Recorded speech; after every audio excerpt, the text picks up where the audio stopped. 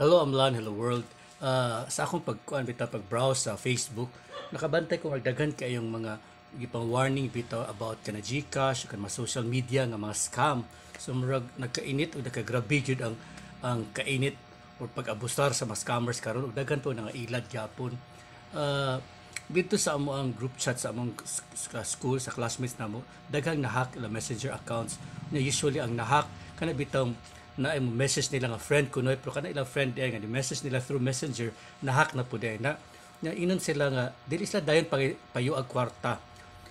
Ikuan sa sila na murabag pwede ba ka nako i-member sa ako i-part sa akong Yahoo murag book list ngano ba namando ra po siya kay friend man niya. Then kung muando na siya da magtagaan siya kung mag code pin code ana di hatag ra pin ana bitaw so nana nga pamaagi careful ta kay mahak atong account. So meaning mailahan ato account ilang gamiton ato account para mangayog kwarta sa uban nato mga friends sa katawhan so makailad na nato user account. So ato alang di lang ta magtanga-tanga sa alam ko sa word prank ka na jud ko di lang magtanga-tanga nga ayaw gud hatag kwarta kay nga naman nag-awas jud atong kwarta nga dali ra gyud ta mohatag. So pwede magmahak pag kasi mahak diya kung kuyaw na kay kabdigan kawatan ka badigan mangilad gisulti ng pulis Biblia nga ang mga in the last days, in the latter days mo ni panahon karon before the second coming of our Lord Jesus Christ,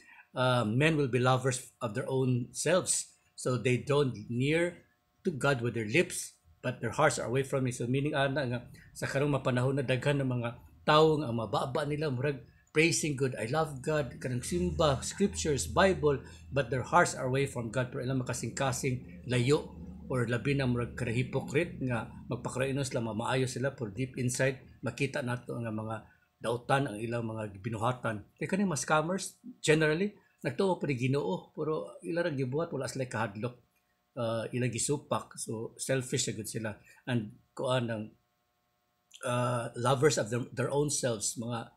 selfish ila kaugalingon na gyud wasla gyud sa uban nga nailad nilang ang kwarta precious kayo basig pangtambal sa mga sakit sa ilang magdikanan o whatever pero ikawatan nila ilaro na scam. So careful ta na. So kana mag GCash ay lang jud mohatag OTP pero careful lang jud mo ay mo ang kuan magud ang ilad magud aning kaning mga scammers yun usa sa pamaagi nga ilat ang sa aran mo ra bag tagaan ka na kog 10,000 ka nakadaog kag whatever or na raffle nakadaog ka or si milyonaryo kinsa pa ni mga milyonaryo muhatag og ayuda yun ana to malipay pug ka kay nganong di man ka mudawat nga tagaan man ka nya karon processing fee padalon pa kag usab na para mauna imong ngalan badighanan ana libo-libo pa diya nang ilad mo ginagmay pero kuha na sila ng kung magsige pod dako na para nila pero I mean as much as possible kaning gamay sa uban basig dako pud sa ato or ang bottom line lang gid nga bisag piso nga nato masayangan sa mangingilad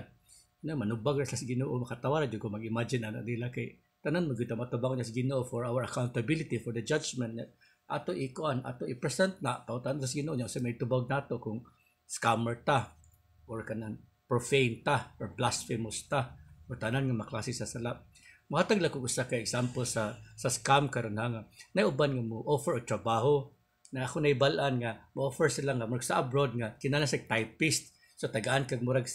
kung sinulat ba manuscript whatever or daan nga libro nga ipasulat nimo dan may kay mo type tapos bahal kay ang bayad per page so mangita po kag mga friends nga imo pong i-employ para mutabang para makita po sila per page so nanakay kuan dia mga computers na imo na ipa kuan mag home based nga job nila dan pagkaman imo na i-submit so ma-impress po imo gi-submitan tapos minsan patiganang bayaran ka usay ra bad kani mas scammers maro kay marabag bayaran ka nila una og gamay sumutuo ka so mingon ka imo na magkadako na siguro bayaran na pud ka hantod magkadako na gud maghimo na kag usa company corporation para typist tapos para katungod ka nakatuo na ka nga legit jud kini kay nabayaran man ka pero ang problema ani ko magkadako na or even sa first pa lang basta wa pa ka nabayaran ma-expect ka nga bayaran jud ka kay may kay sila mo storya may kay sila mo saad sila legit nga dapat mga ID whatever and then pag-claim na unya sa imong salaries kabalo ka diya na mo sudod ang scam kay dili nila kabayaran kana na po'y processing like kana sa foreign exchange or dili sa immigration or foreign account man na siya lisod man sa kanang AMLA nga anti-money laundering law or act na siya whatever nga law nga nga kuan dili ta basta-basta magpadala og kwarta from abroad to here, so processing pabayron na po kag mga 1,000 pesos, so diya na ka mailad, diya na ka ang paita pagud na kay nibayad na ka, so tapos pabayron na po ka, then pabayron na po ka, nga na mubayad man ka kay tugod kay nakasugod na magbayad, sayang kung dili makuha nimo imong salaries, imong bayad sa imong labors. So muna siyang scam, so careful gud ta karon. Ako ra gud ani dili targeton gud sa mga scammers atong kadadlo na murag maguna-una na tag libo-libo makapalit na tag una daghan na tag mapalit ana, so buhaton ko nato tanan para gyud makuha ang kwarta na usay bisag nakahatag na ta muhatag pa jud tag dugag para kay mao man jud kuno processing, pero ang ending wala tay makuha na scam na data. So careful ta katulang God bless you. I hope nga I am sharing something kuan ninyo nang murag interesting and makatabang food. Take care always nya, palayo ta sa kainit sa panahon. Tapos we'll have more dancing in the future, ganahan ka mo sayaw, walang in para kuan exercise and health is wealth. God bless, take care.